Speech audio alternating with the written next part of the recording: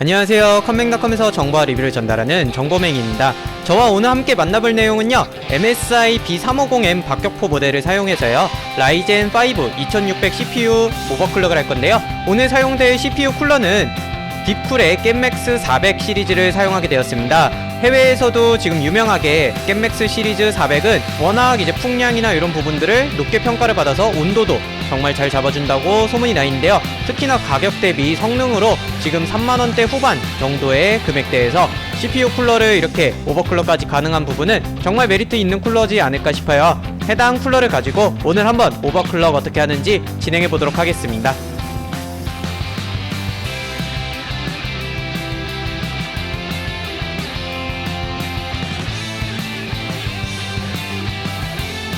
자, 우선 본체를 키시고요, 바이오스에 진입을 하도록 하겠습니다.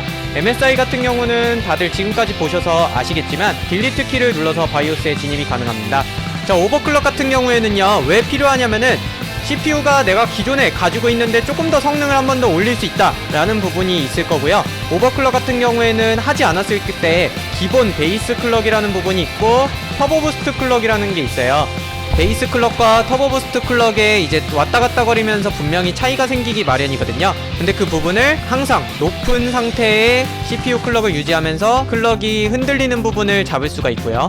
오버클럭을 함으로써 기존 대비 성능을 많이 향상을 시킬 수가 있는데요. 기존에 이제 램이나 저희가 CPU 내장 그래픽 오버클럭 이런 부분들을 다 알려드렸는데, 오늘 CPU 클럭은 가장 어떻게 보면 오버클럭 중에 끝판왕이라고 볼 수가 있어요. 이 오버클럭까지 하신 경우에는 성능 향상에 맥시멈을 이 CPU에서 뽑아낸다고 할 수가 있고요. 이 CPU 오버클럭 같은 부분은 CPU의 수율, 그리고 메인보드의 수율, 그 다음에 여러가지 부품들에 대한 수율이나 이런 주차, 이런 것들이 다 맞물려졌을 때의 가장 최고의 성능이 나타나기 때문에 항상 제가 말씀드리는 이 프로파일이 다 맞지는 않을 거라는 거는 확실하게 말씀드리고 진행하도록 하겠습니다. 우선 이렇게 바이오스 진입은요, MSI는 지금까지 봐오셔서 알겠지만 딜리트 키를 누르고 이렇게 진입이 가능합니다. 처음에 기본적으로 이지 모드로 진입이 되는데요, 이지 모드 말고 어드밴스 모드로 진입을 하겠습니다. 자, 그러면은 세팅, OC, 엠플래시 이런 부분들이 나오는데 저희는 일단 OC라는 부분에 오버클럭킹 세팅을 들어가도록 하겠습니다. 자, OC 부분에 들어가면은 이제 OC 익스플로러 모드 하면서 여러가지 메뉴들이 많이 나와요. 복잡하시죠? 이 부분은 저는 일단은 엑스퍼트로 진행하도록 하겠습니다. 자, 우리가 CPU B350M 박격포의 라이젠 5 2600인데요. 자, 이 라이젠 5 2600이라는 CPU는요, 베이스 클럭 3.4GHz에 부스트 클럭은 3.9GHz를 나타내주는 CPU입니다. 물론 여기서 이제 3.9기가 이상으로 올라가기만 하더라도 매우 성공적이고요. 지금 상태에서 3.9기가로만 유지를 하더라도 성능은 훨씬 많이 높게 나타나는 것을 볼 수가 있습니다.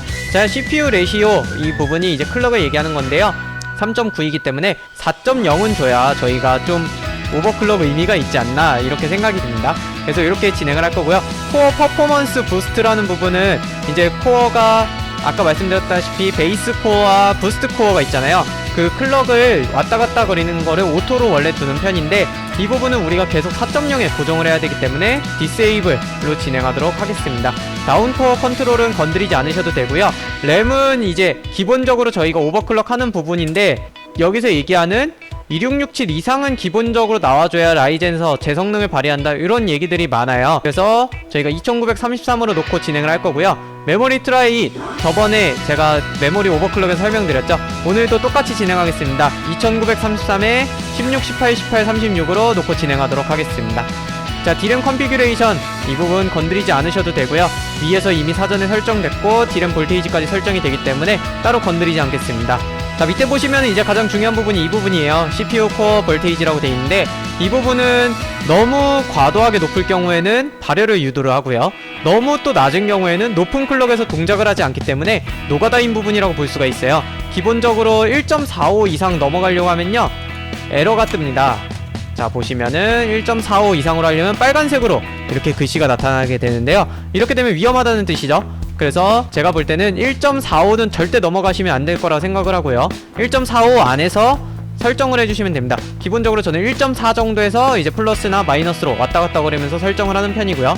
자, 일단 1.4에서 동작이 가능한지 이런 부분들 설정하겠습니다. 자, CPU MB SoC 볼테이지 이 부분은 보통 이제 1점 몇으로 주느냐 이 정도 차이를 둘 것 같아요. 굳이 뭐 건드리지 않아도 되긴 하지만 1.2 정도 이렇게 주시면 됩니다.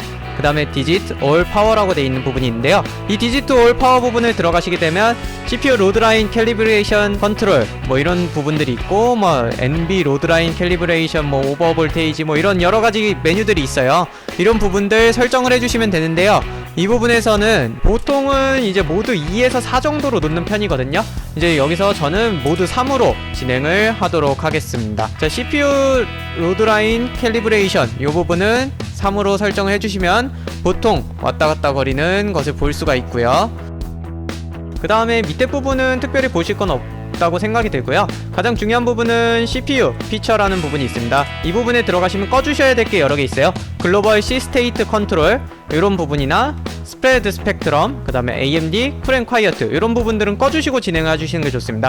이 부분들이 이제 전력을 아끼기 위해서 켜져 있는 부분들인데요. 이런 부분들이 켜져 있으면 CPU가 중간에 사용하다가 전압을 낮추면서 성능을 떨어뜨리는 현상이 있습니다. 그래서 이런 부분들 꺼주시고 저장을 해주시고, 이 CPU가 정상적으로 오버클럭해서 진행을 할 수 있는지 이런 부분을 테스트 해주셔야 될 것 같아요. 자, 이런 부분들 저장을 해주시고 진행하겠습니다. 자, 혹시라도 이제 궁금하신 분들 중에 OC 프로파일이라는 게 있습니다. 이 부분에 이제 다 완성이 되면 저장을 해주시면 됩니다. 프로파일 여러 개 넣을 수 있는데요. 이 부분에 저장해 주시면 될 것 같고요. 자, 우리는 이제 저장을 하고 진행해 보도록 하겠습니다.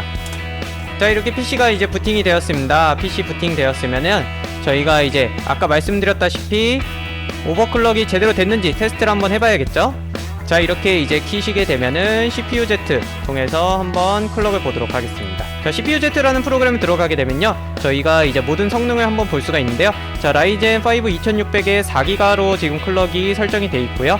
저희가 사용하고 있는 메인보드는 B350 곽격포 모델인 거 확인할 수가 있습니다. 메모리 저희가 8기가씩 두 개 꽂아서 16기가예요. 그래서 16, 18, 18, 36으로 설정된 거 볼 수가 있고요. 여기에서 저희가 클럭 부분은 자, 여기 보신 대로 CPU 잘 돼 있고, 메모리 같은 경우에는 16기가에 2933으로 지금 오버클럭 돼 있는 부분 확인할 수가 있습니다. 자, 이제 어떤 부분을 테스트해야 되냐면 저희는 하드웨어 모니터를 켜가지고 온도를 한번 체크해 봐야 됩니다. 이 CPU가 정확히 동작을 하는데 오랫동안 동작을 할 때 과연 이 온도가 정확히 유지가 되느냐, 이 부분이 가장 궁금하실 거예요. 그래서 링스라는 프로그램도 있고 리얼벤치라는 프로그램도 있는데요. 링스라는 프로그램 통해서 오늘 진행하도록 하겠습니다. 우선은 3회 정도 먼저 구동이 가능한지 링스 테스트 해보시면 될 것 같고요. 그 다음에 20회 정도 정확히 테스트 되는지 해보시면 될 것 같습니다.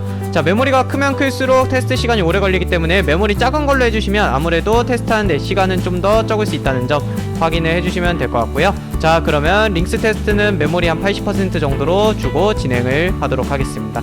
정확히 이제 진행이 되는지 보기 위해서는 스톱워치 키면서 계속 진행되는 모습 확인해 보도록 하겠습니다. 링스 다들 아시다시피 여기 잔차라는 부분 동일하게 나타나야 되는 거 확인해 주시면 될 것 같습니다. 자, 그럼 시작하겠습니다. 자, 이렇게 이제 링스 테스트까지 완전히 끝났다면요, 이렇게 오류 없이 정상 종료라고 뜨잖아요. 온도가 어느 정도 올라갔었는지 한번 이런 부분들 체크를 해봐 주시면 될 것 같고요. 자, 이 상태에서 지금 정도의 온도는 정말 무난하게 잘 나온 것 같아요.